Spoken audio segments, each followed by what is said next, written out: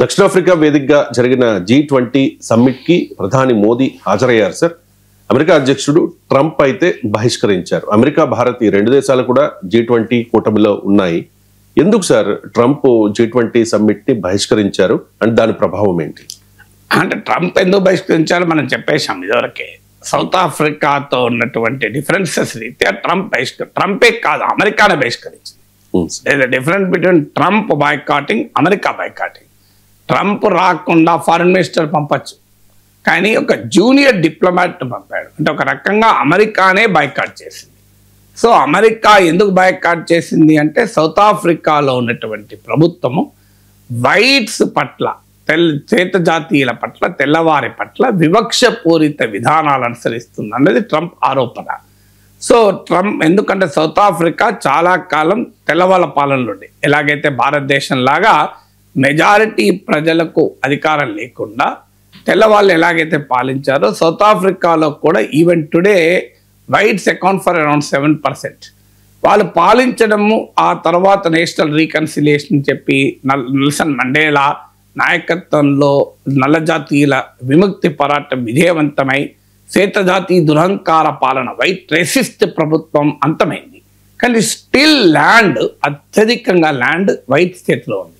ఎందుకంటే వాళ్ళే రూలింగ్ క్లాస్గా ఉన్నారు కనుక ఈవెన్ దక్షిణాఫ్రికా శ్వేత జాతి పాలన నుంచి, తెల్లోళ్ళ పాలన నుంచి విముక్తి పొందినా స్టిల్ ల్యాండ్ ఒక కీలకమైన నేచురల్ రిసోర్సు ఇలా వైట్ చేతిలో ఉంది. దాన్ని రిఫార్మ్ చేసే పని సిరిల్ రామకోసా దక్షిణాఫ్రికా ప్రెసిడెంట్ ఆ ప్రభుత్వం మొదలుపెట్టింది. అంటే మెజారిటీ ప్రజలకు భూమి లేకపోవడం ఏంటి, కొద్దిమంది చేతిలో, అది కూడా వలసవాదుల చేతిలో భూమి ఉండడం ఏంటి అని ఇది ట్రంప్ భరించలేకపోతున్నాడు. ఎందుకంటే Trump political కాన్షియన్సీ white racist కాన్షియన్సీ. So అందువల్ల అప్పటిదాకా సౌత్ ఆఫ్రికాలో తెల్లోళ్ళ పాలన సమర్థించిన దేశాలు ఇవన్నీ. సో అందువల్ల ఇప్పుడు భరించలేకపోతున్నారు. ఆ కారణాన G20 ఎగ్గొడుతున్నారు. విచిత్రం ఏంటంటే next presidency of G20 is America. Next year summit అమెరికాలో జరుగుతుంది. వాస్తవంగా ఇప్పుడు out going president south Africa నుంచి అమెరికా నెక్స్ట్ ప్రెసిడెన్సీ స్వీకరించడానికి ట్రంప్ లేడు అక్కడ. అయితే ట్రంప్ లేకపోయినా మా జూనియర్ డిప్లొమాట్ ఇప్పుడు ప్రెసిడెంట్ అయిన సౌత్ ఆఫ్రికా నుంచి, అంటే సింబాలిక్గా ఎలా ఉంటుందంటే సౌత్ ఆఫ్రికా ఇప్పుడు ప్రెసిడెంట్, నెక్స్ట్ ప్రెసిడెంట్ అమెరికా. ఈ సమ్మిట్ ముగింపులో ఏం చేస్తారంటే సౌత్ ఆఫ్రికా ఇప్పుడు G20కి అధ్యక్షత వహిస్తుంది కనుక సౌత్ ఆఫ్రికన్ ప్రెసిడెంట్ అధికారికంగా నెక్స్ట్ ప్రెసిడెంట్ అయిన యునైటెడ్ స్టేట్స్కు ప్రెసిడెంట్గా ఉన్న ట్రంప్కు అందజేస్తారు బాధ్యతల్ని. కానీ ట్రంప్ రాలే. అమెరికా ప్రతిపాదించింది అంటే మా జూనియర్ డిప్లొమాట్ వచ్చి ఈ ప్రెసిడెన్సీని సౌత్ ఆఫ్రికా ప్రెసిడెంట్ నుంచి స్వీకరిస్తాడు అన్నారు. దానికి సౌత్ ఆఫ్రికా ఒప్పుకోలే.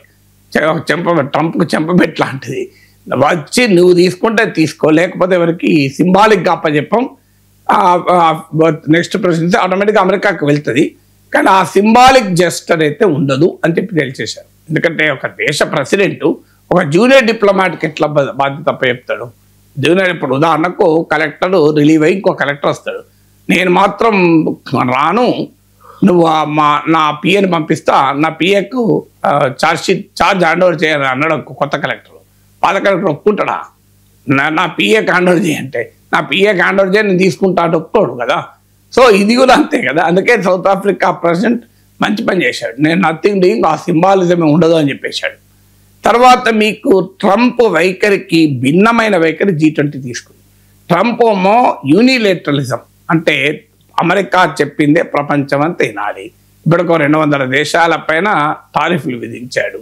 ప్రపంచంలో ఉక్రెయిన్ అయినా, గాజా అయినా, థాయిలాండ్ కంబోడియా బార్డర్ అయినా, ఇండియా పాకిస్తాన్ అయినా అన్నీ నేనే నిర్ణయిస్తానని ట్రంప్ అంటున్నాడు. అది కాదు అని మల్టీలేటరలిజం ఇప్పటికీ రిలవెంట్ అని G20 సమావేశంలో మొదటి రోజే ఏకగ్రీవ తీర్మానం ఆమోదించారు. అది ట్రంప్ ఎజెండాకు పూర్తి విరుద్ధమైన ఎజెండాను G20 తీసుకుంది. తర్వాత బ్రిక్స్ లాంటి వ్యవస్థలపైన ట్రంప్ విరుచుకుపడుతున్నాడు. ఇంట్రెస్టింగ్ ఏంటంటే ఈ G20 వేదికగా బ్రిక్స్లో ఫౌండర్ మెంబర్స్ అయిన ఇండియా, బ్రెజిల్, సౌత్ ఆఫ్రికా కొత్త వేదికను రివైవ్ చేశారు. ఇబ్సా అంటారు, ఇండియా, బ్రెజిల్, సౌత్ ఆఫ్రికా. ఆ వేదికను రివైవ్ చేసి ట్రంప్కు పొండు మీద కారంలాగా అయిపోయింది. నువ్వు బ్రిక్స్నే వ్యతిరేకిస్తావు, బ్రిక్స్ లాంటి third world countries emerging economies వేదికలను వ్యతిరేకిస్తే మేము ఇంకో కొత్త వేదిక పెడతామని. సో అందువల్ల India, Brazil, South Africa presidents IBSA వేదిక మీద కలిశారు.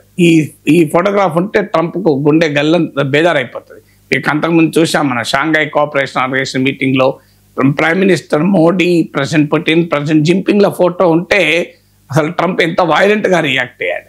సో ట్రంప్ కోరుకునే అమెరికా నాయకత్వంలో ప్రపంచం ఉండాలి అంటే దానికి కౌంటర్గా ఎమర్జింగ్ ఎకానమీస్ ఏకం కావడం, అది ఇండియా, చైనా, రష్యా కావచ్చు, ఇండియా, బ్రెజిల్, సౌత్ ఆఫ్రికా కావచ్చు, ట్రంప్ భరించలేడు. అలాంటి భరించలేని ఘటన G20 వేదిక పైన మళ్ళీ మరొకసారి మనకు ప్రత్యక్షమైంది. అందువల్ల ఏ రకంగా చూసినా ట్రంప్ లేని G20 కూడా నడుస్తుంది, ట్రంప్ లేకపోతే G20 ఆగిపోతుంది అనుకుంటే పొరపాటు. కానీ ట్రంప్ కొత్త ఏమీ కాదు. G20 ప్యారిస్ క్లైమేట్ అకార్డ్ నుంచి వెళ్ళిపోయాడు, యునెస్కో నుంచి వెళ్ళిపోయాడు, WHO నుంచి వెళ్ళిపోయాడు, WTO నిర్వీర్యం చేస్తున్నాడు, యునైటెడ్ నేషన్స్ పైన అటాక్ చేస్తున్నాడు, అసలు ఇంటర్నేషనల్ ఆర్డర్ పైన అటాక్ చేస్తున్నాడు.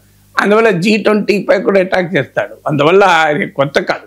అసలు G20 పుట్టిందే ఒక క్రైసిస్లో, 2008 గ్లోబల్ ఫైనాన్షియల్ క్రైసిస్ సమయంలో కేవలం G7 nations, group of industrialise countries ప్రపంచ ఎకానమీని కాపాడలేని పరిస్థితుల్లో ఎమర్జింగ్ ఎకానమీస్తో కలిపి G20 ఏర్పడింది. దాని స్పిరిటే మల్టీలెటరల్ కోఆపరేషన్. ఆ స్పిరిట్కు విరుద్ధంగా ట్రంప్ బిహేవ్ చేస్తే అది ప్రపంచంలో అమెరికా బాధ్యత దేశాలు ఏకమైతాయంతానికి G20 వేదిక ఉదాహరణ. అయితే అన్ఫార్చునేట్లీ ట్రంప్ను రాకపోవడాన్ని, అమెరికా బహిష్కరించడాన్ని G20 ఖండించలేకపోయింది. అంటే ఇప్పటికీ కూడా పైకి అమెరికా ఆధిపత్య యూనిలేటరలిజాన్ని వ్యతిరేకించిన గట్టిగా సమాధానం చెప్పే పొజిషన్లో G20 కూడా లేదంటానికి కూడా ఇది ఉదాహరణ.